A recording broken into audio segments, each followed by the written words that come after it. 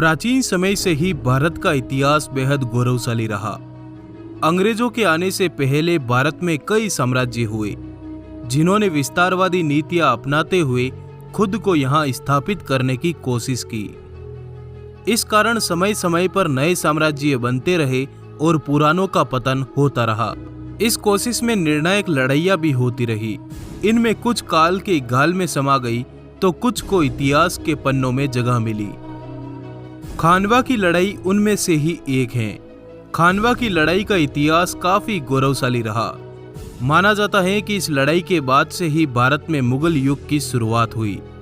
आइए डिमांडिंग पंडित के साथ जानते हैं भारतीय इतिहास के सबसे भयानक युद्धों में से एक खानवा के युद्ध को। बात 15वीं सदी के आसपास की है। बाबर काबुल से हिंदुस्तान फतेह करने के लिए अपने लश्कर के साथ निकला। हिंदुस्तान को फतेह करने का उसका लक्ष्य काफी बड़ा था। इसके लिए उसने अपने पीछे एक काफी विशाल फौज को संगठित कर लिया था। बाबर सिर्फ हिंदुस्तान पर ही कब्जा नहीं जमाना चाहता था, बल्कि वह काबुल में भी अपने वर्चस्व को बरकरार रखना चाहता था। माना जाता है कि बाबर काबुल से कूच करके कई दिनों के लंबे सफर के बाद अपने लश्कर को लेकर झेलम नदी के किनारे पहुंचने में कामयाब हो गया। नदी के किनारे के पास आराम करने के बाद बाबर हिंदुस्तान में प्रवेश करने में सफल रहा। बाबर हिंदुस्तान में दाखिल होने के बाद कई रियासतों पर अपना कब्जा जमा चुका था। वह अपने देखे सपने को पूरा करने के लिए हर युद्ध लड़ने को तैयार था। गुजरते समय के साथ ही बाबर कई रियासतों को फतेह करता गया और अंत में उसने पानीपत के युद्ध को जीतकर दिल्ली में अपनी बादशाहत कायम कर ली। कम समय में ही बाबर ने दिल्ली में अपनी बादशाहत जमा ली थी, मगर भविष्य में बाबर का मुकाबला काल के महायोद्धा राणा सांगा से होना था। राणा सांगा को संग्राम सिंह के नाम से भी जाना जाता है। वह राणा रायमल के पुत्र थे। अपने शासनकाल में राणा सांगा दिल्ली, मालवा और गुजरात पर कई बार चढ़ाई कर चुके थे। माना जाता है कि उस दौर में भारत में कोई ऐसा शासक नहीं था जो राणा सांगा से युद्ध में लोहा ले सके। बहरहाल दिल्ली में बाबर का काबिज होना राणा सांगा के लिए एक बुरा संकेत था। असल में राणा सांगा अफगानों की सत्ता समाप्त करके दिल्ली में हिंदुओं की हुकूमत कायम करना चाहते थे। वहीं बाबर समूचे भारत में अपना कब्जा जमाने का ख्वाब देख रहा था। राणा सांगा ने बाबर को दिल्ली का बादशाह मानने से इनकार कर दिया। वो तो खुद को दिल्ली का सम्राट मानते थे। इस कारण ही उन्होंने अपने राज्य की सीमाओं को आगरा तक बढ़ा लिया था और जल्द ही वे दिल्ली पर दावा बोलकर दिल्ली में अपना राज्याभिषेक करवाने वाले थे। बाबर भी मानता था कि राणा सांगा के रहते वो कभी भी भारत में हुकूमत नहीं कर पाएगा। इस लिहाज से दोनों योद्धाओं के लिए अपने वर्चस्व को कायम रखने की चुनौती थी। हिंदुस्तान में अपने शासन को जिंदा रखने और खुद को मजबूत स्थिति में दिखाने के लिए बाबर की फौज किसी न किसी राज्य में आक्रमण करके वहां अपना कब्जा जमा लेती। इस तरह बाबर की जीत की भूख बढ़ती जा रही थी। उसे रोकने के लिए कोई भी दूसरा शासक उसके सामने आने की हिम्मत तक नहीं करता। इधर राणा सांगा समझते थे कि बाबर भी अन्य अफगान शासकों की तरह हिंदुस्तान में लूटपाट को अंजाम देकर दिल्ली से वापस चला जाएगा और बाद में वह दिल्ली पर कब्जा कर लेंगे। किंतु यह सच नहीं था। राणा सांगा को भी जल्दी ही पता चल गया कि बाबर जल्दी हिंदुस्तान नहीं छोड़ने वाला था। दूसरी तरफ बाबर की क्रूरता दिन प्रतिदिन बढ़ती जा रही थी। उसने कालपी, बयाना, आगरा और धौलपुर रियासत तक अपना वर्चस्व जमा लिया था, जबकि ये रियासतें राणा सांगा के साम्राज्य के अधीन आती थी। खैर, जब पानी सर के ऊपर जाने लगा तो राणा सांगा ने बाबर को हिंदुस्तान से खदेड़ने का फैसला कर लिया। इसी के तहत राणा सांगा ने राजस्थान की सभी रियासतों को एक करके अति विशाल सेना का निर्माण कर लिया।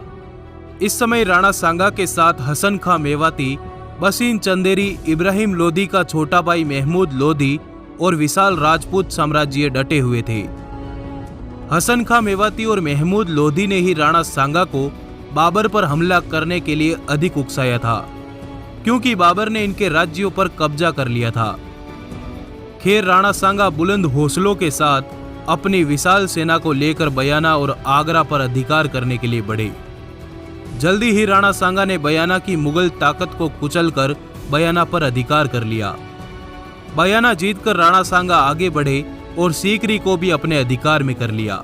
यही सीकरी में राणा सांगा ने अपनी सेना का पड़ाव डाला। इधर लगातार मिल रही पराजयों से बाबर के सैनिक घबरा गए। उन्होंने बाबर से कहा कि हमें वापस काबुल लौट जाना चाहिए, पर बाबर कहाँ मानने वाला था। उसने अपने सैनिकों का वेतन दोगुना कर दिया, अपने सैनिकों के सारे कर माफ कर दिए।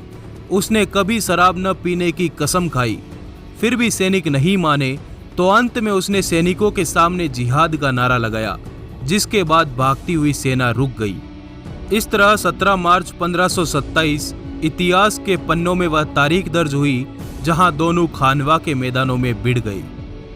राणा सांगा की फौज का मुकाबला करने के लिए बाबर अपने विशाल लश्कर के साथ फतेहपुर सीकरी के निकट खानवा नामक जगह पर पहुंचा। वहां राणा सांगा और उनके दूसरे सहयोगी राजा पहले से ही बाबर की प्रतीक्षा कर रहे थे। बाबर की सेना के आते ही युद्ध का बिगुल फूंक दिया गया।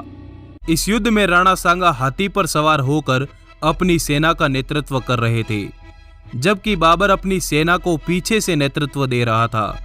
बाबर ने पानीपत युद्ध में जिस तरह इब्राहिम लोदी को परास्त करने की युद्ध नीति बनाई थी, उसी युद्ध नीति का उपयोग उसने खानवा युद्ध में भी किया। उसने कई सारी तोपें अपनी सेना के पीछे तैनात कर रखी थी। तोप जैसे आग उगलने वाले हथियार के बारे में भारतीयों ने पहले कभी नहीं सुना था। देखते ही देखते दोनों सेनाओं के घुड़सवारों में भीषण टकराव हुआ। राणा सांगा की सेना ने कुछ ही समय में बाबर के हर मोर्चे को चारों तरफ से घेर लिया। जल्दी ही राणा सांगा ने युद्ध का रुख अपने पक्ष में कर लिया था। उनकी जीत मानो तय हो चुकी थी। अब राणा सांगा की सेना बाबर तक पहुंचने लगी। तभी बाबर ने अली और मुस्तफा के नेतृत्व में तोप का मुंह खोल दिया, जिससे राणा सांगा की सेना के हजारों सिपाही एक साथ ढेर होने लगे। तभी राणा सांगा गुस्से में लबरेज होकर युद्ध के मैदान के बीच में जा पहुंचे, जहां बाबर ने अपनी सेना को तुलगामा पद्धति अपनाने का आदेश दिया, जिसके तहत राणा की सेना के पीछे से हमला करना शुरू कर दिया गया।